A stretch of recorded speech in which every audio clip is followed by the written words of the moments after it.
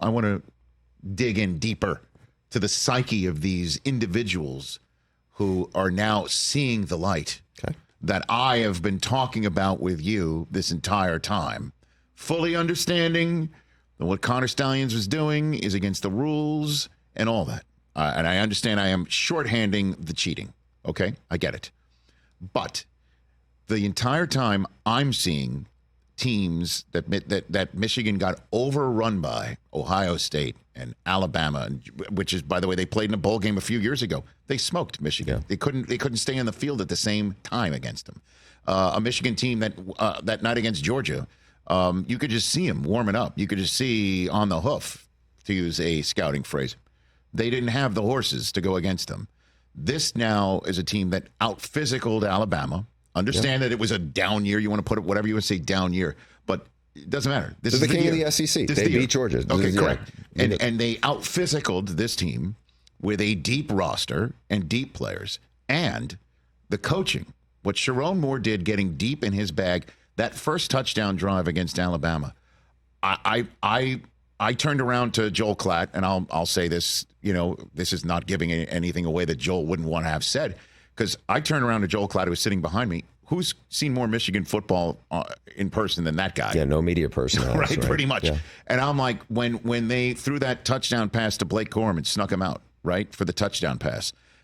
Which would play we've now seen a lot in the NFL, by the way. Correct, but I hadn't seen Corum do that all year. He was deep in his bag. They were breaking every tendency that they had, and that drive that they had to have, because the botched punt, muffed punt, led to a touchdown for Alabama. Yeah. So this is a long-winded setup for saying, so we're now these folks who are like, well, they were cheating. I think I see where you're going. No, they're saying, they were cheating. They're now like, oh, they can coach. And they were like, oh, they were cheating. Oh, they're really deep and can play physical football and smart football and timely football in big moments. Oh, Jim Harbaugh actually did hire the right staff after all.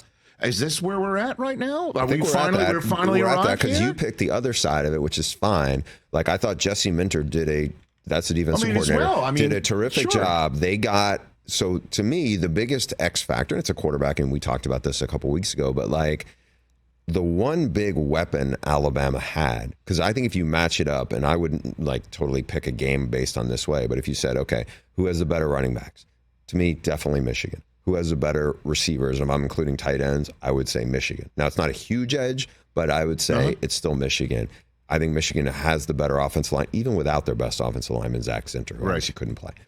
But I thought the way they attacked Jalen Milroe and Jesse Minter, what he did, and I talked to him after the game. He was like, we want to play fast. We're going to come after. We send 5, we send 6. The first 6 times Jalen Milroe dropped back to pass, they sacked him 4 times. I think that set a tone for them, and they should have been up probably 14-3 at half. Because they were stubbing their toe like they did against TCU, and that made me feel like, God, maybe this isn't our day again. And I think it was special teams. You had a missed field goal, you had a missed PAT. You had 2 muffed punts, one that almost cost them at the end of the game for a safety. The one at the end of the game, by the way, my old buddy Dave Anderson, a former slot receiver in the NFL, had a very interesting, if somebody wants to find him on social media, he was a former punt returner, talked about why that is such a hard situation that they put Jake Thaw, that was the hands team return guy out there. Where it's like, he'll do a better justice than me, but explaining why after you hear it, you're like, yeah, why did they put him back there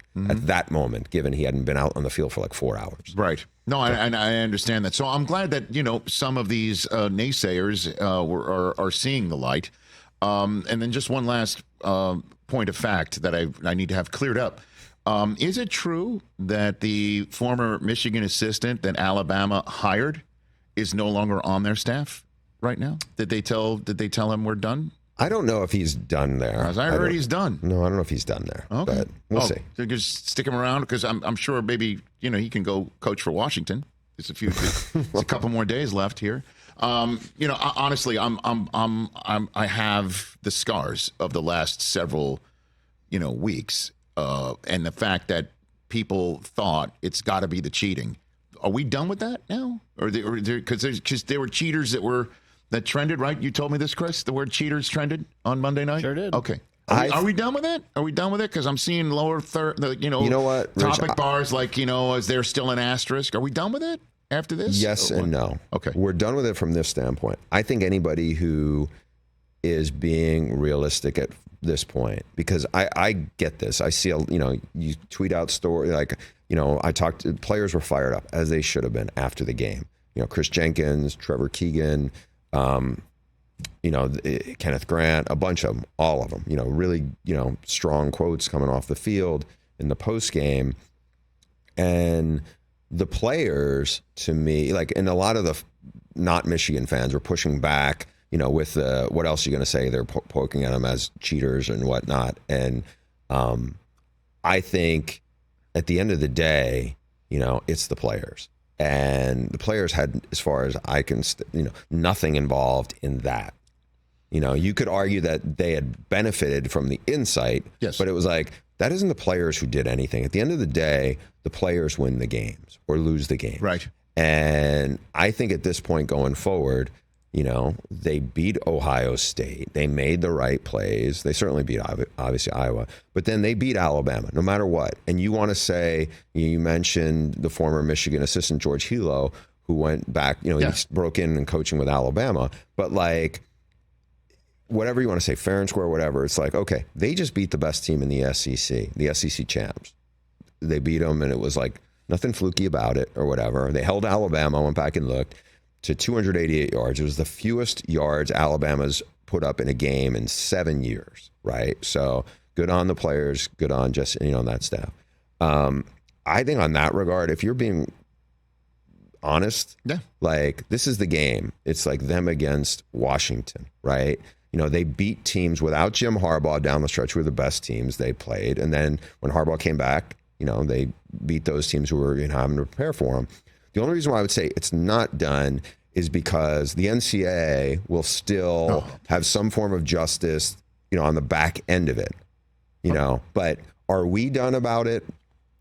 On the field stuff, I think we should be done talking about it. Because I think that's a disservice now to the Michigan players. Certainly, since an Alabama player says at a podium, hey, they won't let us watch film on an iPad, and everyone goes running off and saying, of course, everyone runs off. It must be Michigan. They're afraid of Michigan. Michigan must have hacked their app, and Michigan hasn't been on the same damn app for weeks. Yeah, that was. And so, but you're seeing headlines, you're seeing stories written that it must be a Michigan cheating thing, and it is not. And I can't wait to see the same. I feel like Michael Irvin. Same intensity to the media. Yeah. Do not lose the same intensity. I want to see exactly what the hell's going on with this app, even though they say that it hasn't been hacked. I want to know what's going on, who's behind it, and I want to know the names of the people who handed a fully baked investigation to the NCAA that let them run with it. I want that name. Well, you're not done with it. I'm not done with it for the moment, but I'm breathing.